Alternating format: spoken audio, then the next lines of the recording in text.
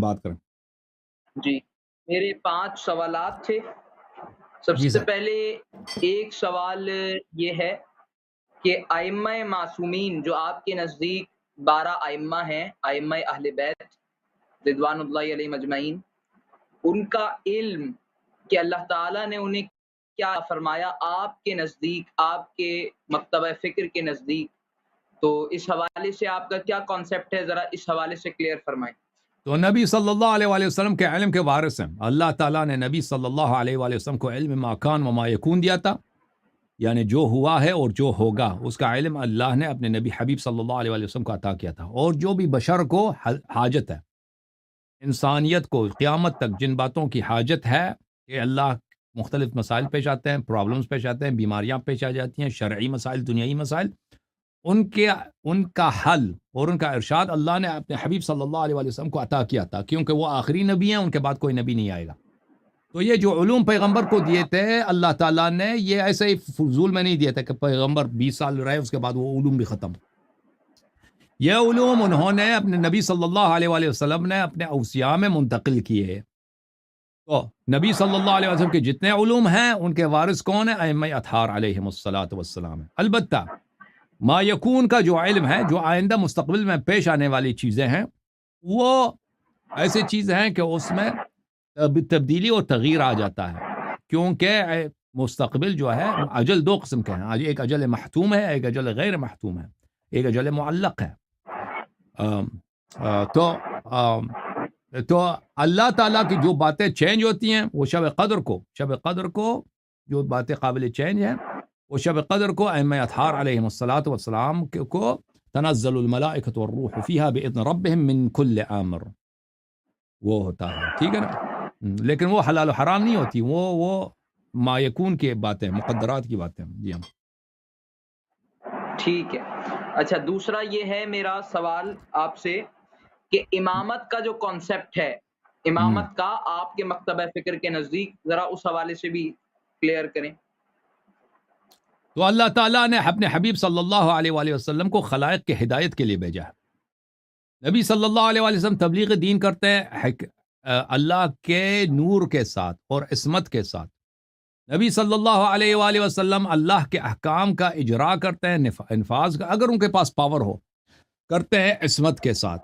تو یہ جو ضرورت ہے کہ اللہ کی دین کی تبلیغ ہو عصمت کے ساتھ، اور اللہ کی دین کی تبلیغ ہو بغیر کسی جہل کے ساتھ، اور اللہ کی دین کی تبلیغ ہو بغیر کسی خطا کے ساتھ، اور لوگوں پہ حجت قائم ہو، اور اللہ کے قوانین کا نفاذ ہو صحیح طریقے سے، کسی پہ ظلم نہ ہو. یہ صرف عصمت کے ساتھ ممکن ہے. اور نبی صلی اللہ علیہ وآلہ وسلم کے بعد یہ ذمہ داری ہے، یہ جو ضرورت ہے انسانیت کی، یہ رفع نہیں ہوتی کہ انسان کو ہدایت کی ضرورت ہے، انسان کو شریعت کی ضرورت ہے، اور شریعت وہ جو صحیح ہو، نہ غلط شریعت جس میں ملاوٹ ہو.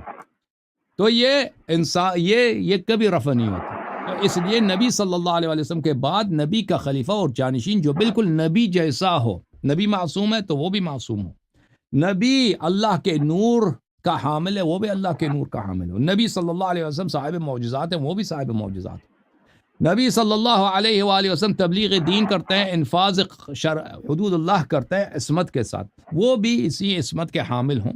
تو یہ جس طرح نبی صلی اللہ علیہ وآلہ وسلم ہے انہی جیسا شخص ان کے بعد ہونا چاہیے، یہ امامت ہے. ان کے بعد ایسا قائد ہونا چاہیے جو بالکل نبی جیسا ہو صلی اللہ علیہ وآلہ وسلم. اوکے، اس کا نام ہے امامت. مزید کوئی سوال ہے بھائی؟ تو ابھی آپ نے کہا کہ آپ نے کہا کہ نبی علیہ الصلوۃ والسلام کی طرح ہی ان کے بعد ایک شخص ہونا چاہیے، یہ امامت ہے. تو اس سے ختم نبوت پہ فرق نہیں آئے گا؟ جو باتیں بالدلیل خارج ہیں نا، بالدلیل خارج ہیں، استثناء ہیں، وہ استثناء ہیں.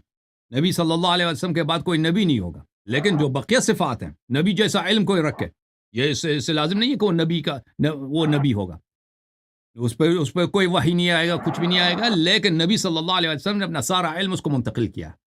اب وہ نبی صلی اللہ علیہ وسلم جیسا معصوم ہوگا، اس کا کوئی خطا نہیں ہو. کوئی ضروری نہیں ہے کہ کوئی یہ نہیں ہے کہ نبوت اور عصمت یہ مترادف ہیں، اگر نبی ہے تو معصوم بھی ہے، اگر معصوم ہے تو نبی بھی ہے.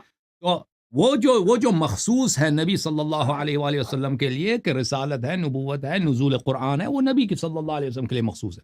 باقی صفات مثلا نبی صلی اللہ علیہ وسلم صرف وہ نو عورتیں کر سکتے ہیں نا، 4 سے زیادہ، وہ چیزیں جو ان کے لیے مخصوص ہیں وہ ان کے لیے مخصوص ہیں، لیکن ان کے علاوہ جو ان سے مخصوص نہیں ہے، عصمت ہے، علم کا حامل ہونا ہے، نور کا حامل ہونا ہے، معجزات کا حامل ہونا ہے، یہ سب کے سب امام میں ہونا چاہیے۔ کوالیفیکیشنز وہی ہونے چاہیے جو پیغمبر کے ہیں۔ جو کوالیفائڈ نہیں ہے، پیغمبر جیسا نہیں ہے، وہ پیغمبر کا خلیفہ جانشین نہیں ہو سکتا۔ پیغمبر معصوم ہے، اس کا جانشین جو ہے سابق بت پرست اور وہ گناہ کار شخص، وہ جو شریعت کا پتہ نہیں ہے، اور یہ کانسیپٹ ہی غلط ہے۔ جی بولیں۔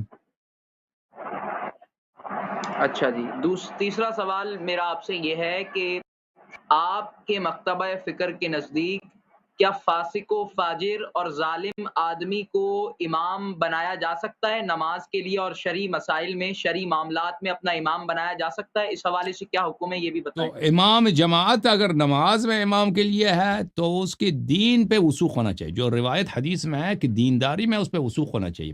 عصمت کی ضرورت نہیں نماز پیش امامی میں، اس کے عقائد صحیح ہونے چاہیے، اس کو متجاہر بالفسق نہیں ہو سکتا۔ یعنی اگر اس نے تو گناہ کبھی کیا ہے تو توبہ کرے ایسا شخص، اور وہ اس کی دینداری پہ آپ کو اطمینان ہونی چاہیے کہ یہ دیندار آدمی ہے، یعنی اس کا عقیدہ صحیح ہے، اس کا عمل صحیح ہے۔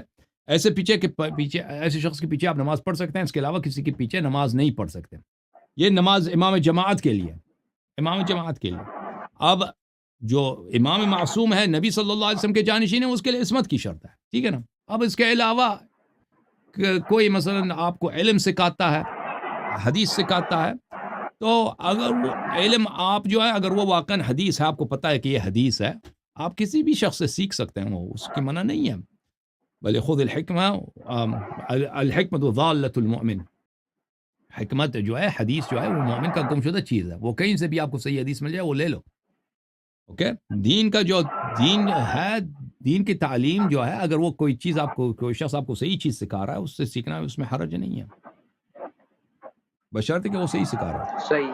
چوتھا سوال یہ ہے کہ یہ جو آپ کی 4 معتبر کتابیں، آپ کے نزدیک 4 معتبر کتابیں ہیں اہل تشیع میں، تو بہت زیادہ کتاب، ان 4 کی نہیں ہے، زیادہ روایت کا کیا حکم ہے؟ ان میں جس طرح ہمارے یہاں شیعہ ستہ ہے، ٹھیک ہے، بخاری، مسلم، ترمذی، ابو داؤد، سنن نسائی، ابن ماجہ وغیرہ، تو یہ کتب ستہ ہیں۔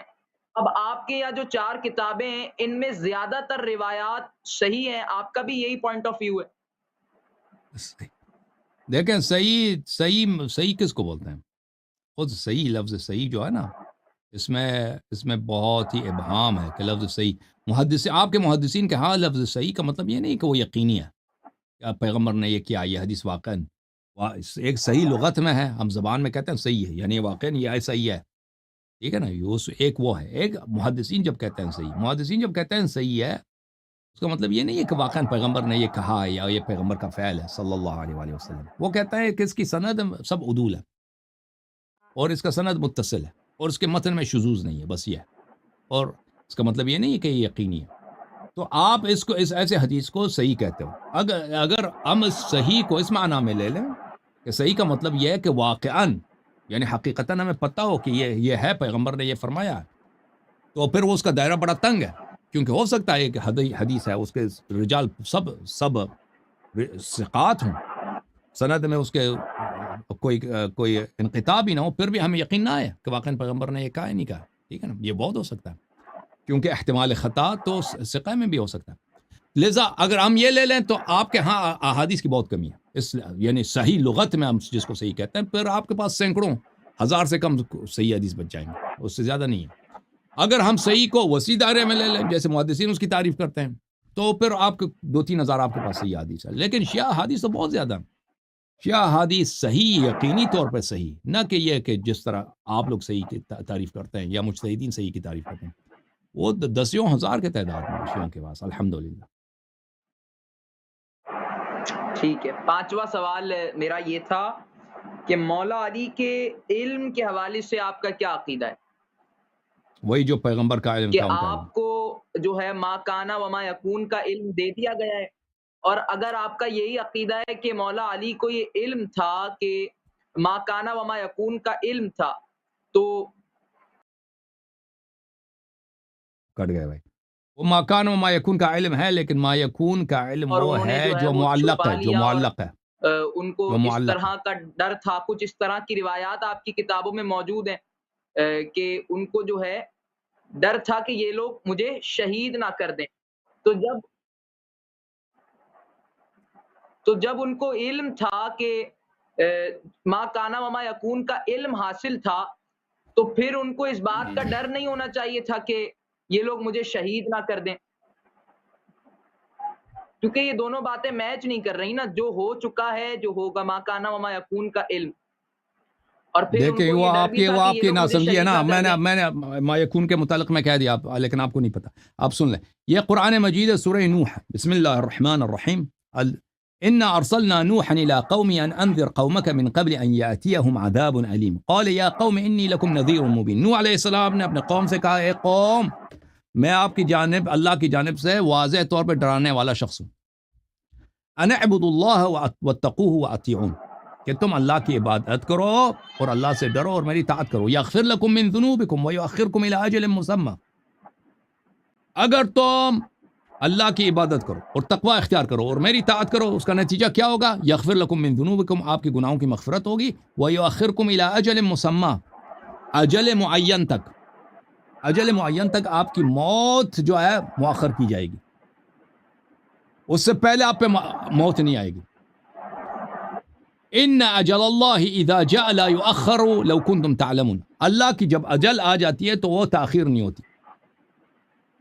تو اس کا کیا مطلب ہے کہ اگر تم دیکھو، اگر تم میری طاعت کرو اور ایمان لاؤ، تقوی اختیار کرو، اللہ کی عبادت کرو، تو تمہیں اجل مسمى تک تمہیں مہلت ملے گا. اور اجل مسمى جب آ جاتا ہے تو اس کی تاخیر نہیں ہوتی. اس کا کیا مطلب کیا ہے؟ ٹھیک ہے نا. تو اس کا مطلب یہی ہوا کہ اس کو دو اجل ہیں.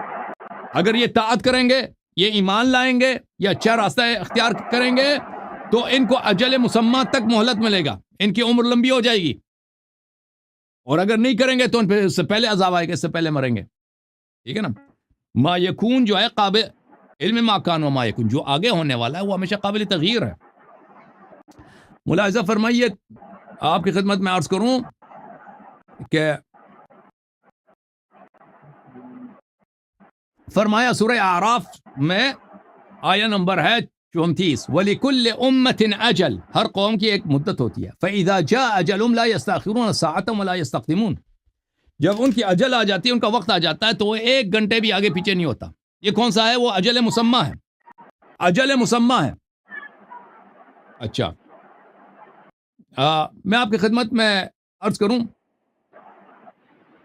کہ اس آیہ کے ذیل میں تفسیر در منثور میں، یہ تفسیر در منثور چاپ دار الفکر جزء ثالث، یہاں پر وَلِكُلِّ أُمَّةٍ أَجَلٌ فَإِذَا جَاءَ أَجَلُهُمْ لَا يَسْتَأْخِرُونَ سَاعَةً وَلَا يَسْتَقْدِمُونَ. اس کے ذیل میں روایت، بہت ساری روایات ہیں. مثلا جاء سعد بن ابی وقاص فقال، سعد بن ابی وقاص نے کہا، یا رب ان لی بنین صغارا فاخر عنی الموت حتی یبلغوا، فاخر عنہ الموت 20 سنہ. سعد بن وقاص نے دعا کی کہ اللہ میرے چھوٹے بچے ہیں، مجھے ابھی موت نہ دینا. اللہ تعالیٰ نے اس کی موت میں تاخیر داری 20 سال تک. مسرہ النساء فی الاجل، النساء بولتے ہیں تاخیر کو. وزیادت فی الرزق فلیصل رحمہ. احمد نے صوبان سے روایت کی نبی صلی اللہ علیہ وسلم سے کہ جو شخص چاہتا ہے کہ اس کی عمر طول ہو جائے تو وہ کیا کرے؟ صلہ رحم کرے. اچھی بات ہے. اس کی روایت بہت زیادہ ہے. تو اجل دو قسم کے میرے بھائی، آنے والی چیزیں دو قسم کے. ایک ابھی آپ کے موت واقع ہو سکتی ہے، ایک آپ کا اجل مسمى ہے. وہ اجل مسمى وقت آ جائے تو وہ پیچھے نہیں ہٹتا. وہ اجل مسمى جو جب آ جاتا ہے نا، کہ اللہ تعالیٰ نے لوح محفوظ میں لکھا ہے کہ اس شخص کی عمر 80 سال ہوگی. جب وہ 80 سال آ جاتا ہے تو وہ ایک گھنٹہ بھی آپ کو مزید نہیں ملے گا، وہ آپ مر جائیں گے. لیکن اس سے پہلے اگر آپ گناہ کریں، آپ زنا کریں، آپ شراب پئیں، آپ قطع رحم کریں، ہو سکتا ہے آپ کی موت اس سے پہلے آ جائے، یا اس سے پہلے آپ جا کے خودکشی کریں، آپ کی موت پہلے آ جائے گی. یہ سیٹ نہیں ہے. آپ کی خدمت میں عرض کروں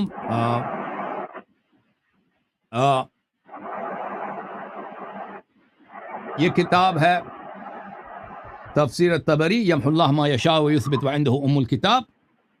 تفسیر الطبری میں ملاحظہ فرمائیے کتاب تفسیر الطبری لابن جریر الطبری جزء 16 شابدار ابن الجوزی. یہاں پر یمحو اللہ ما یشاء ویثبت وعنده ام الکتاب، اس کے ذیل میں بہت سارے روایات نقل کیا. یہ ہے یمحو اللہ ما یشاء ویثبت وعنده ام الکتاب، سورہ مبارکہ رعد آیہ نمبر 39، کہ اللہ چاہتا ہے جو چیز محو کرتا ہے، جو چیز وہ ثابت کرتا ہے، برقرار رکھتا ہے، اللہ کے نزدیک ہے ام الکتاب. اس کے ذیل میں ملاحظہ فرمائیے اللہم ان کنت کتبتنی فی اہل الشقاء فامحنی واثبتنی فی اہل السعادہ. اے اللہ اگر تو نے مجھے اہل شقاوت میں لکھا ہے، عبداللہ ابن مسعود دعا کرتے تھے، اس محو کر دو اور مجھے اہل سعادت میں لکھو. آپ کی خدمت میں عرض کریں کہ یہاں پر یمحو اللہ ما یشاء من عبور عبادہ فیغیرہ الا الشقاء والسعادہ فانہم لا یغیران. اللہ تعالیٰ جو چاہتا ہے اپنے عباد کے امور سے محو کرتا ہے الا شقاء والسعادہ، عمر وغیرہ یہ قابل چینج ہے. تو عرض یہ ہے کہ ٹھیک ہے امیر المؤمنین علیہ السلام کو ما یکون کا علم ہے، لیکن ما یکون جو ہے قابل تغییر ہے. میں نے آپ کو پہلے کہہ دیا کہ قابل تغییر ہے. وہ اجل جو ہے وہ قابل تغییر ہے. اگر وہ ایک اجل مسمى ہے جو چینج نہیں ہوتی.